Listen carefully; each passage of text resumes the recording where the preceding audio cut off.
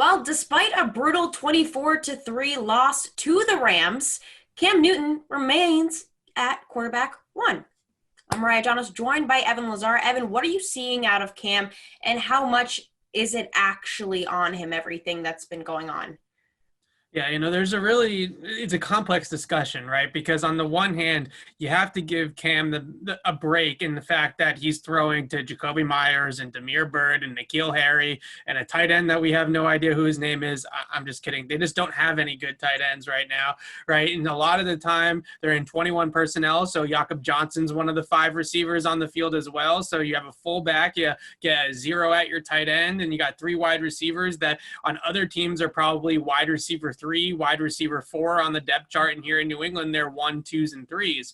So in a lot of ways you have to give Cam a break for what's around him. But at the same time, what I always look at with quarterback play, especially with New England, is how you operate within the structure of the system and of the scheme. And when the scheme works, are you producing on those plays? Are you getting the ball out where it should go on time and in rhythm and finding your outlets and doing that sort of thing? I think time in and time out, we are seeing week in and week out that Cam is missing too many of those scheme throws, just the ones where Josh McDaniels is actually able to get a guy open for him, or a receiver actually runs a good route and gets open, and it just isn't consistently being converted enough. They're not getting to it enough, and that's sort of an indictment on Cam, I think, in terms of we're 12 starts into his Patriots career at this point, and we're still talking about issues with timing. And it's not about reading the field. I know we see a lot of things on Twitter and stuff like that people circling wide open receivers and stuff like that and being like, oh, he missed this guy, he's wide open. No, it's more about timing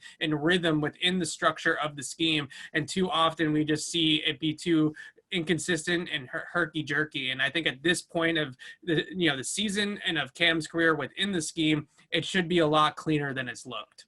Yeah, it definitely should. Patriots Press Pass is brought to you by Manscaped. Get 20% off and free shipping with the code PressPass20 at manscaped.com. That's 20% off with free shipping at manscaped.com using the code PressPass20. Take the leap and join the Manscaped movement today. Now, Bill Belichick said this morning that he is sticking with Cam Newton as his starting quarterback. A lot of people were baffled by it. I'm not at all, really. At the end of the day, no matter what, I'm going with Cam Newton over Jarrett Stidham. But why not Jarrett Stidham?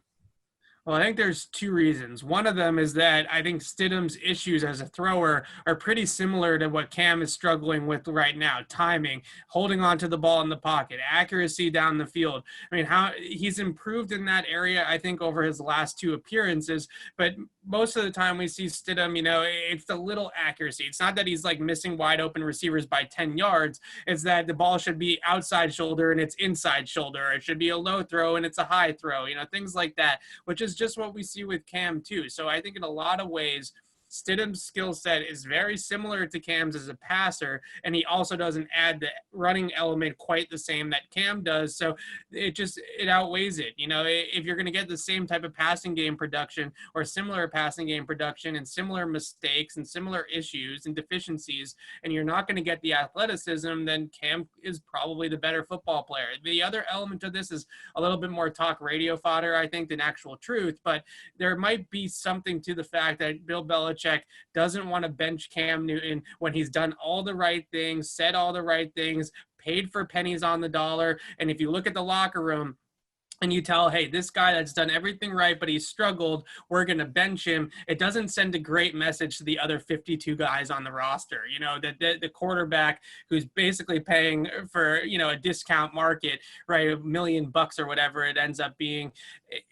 It's not a great message to send to the rest of the group that guy is going to get benched for Jarrett Stidham. So I think that there's 2 elements there at play. One, I don't think Stidham is that much of an upgrade or any upgrade at all. And number 2, I think it sends a bad message to the rest of the room that you're going to bench a guy that's basically fallen on the sword for you this year and sort of stuck his neck out for you guys on the cheap. And now you're going to sit there and say, well, we're going to go with the other guy. Yeah, I completely agree there. It just doesn't really seem fair, but I don't know. It's a messy. Life's not always fair. Nothing's fair. Nothing. Right. None of it. None of it's fair. For all of our Patriots coverage, head to clnsmedia.com and subscribe to our YouTube channel over at Patriots Press Pass.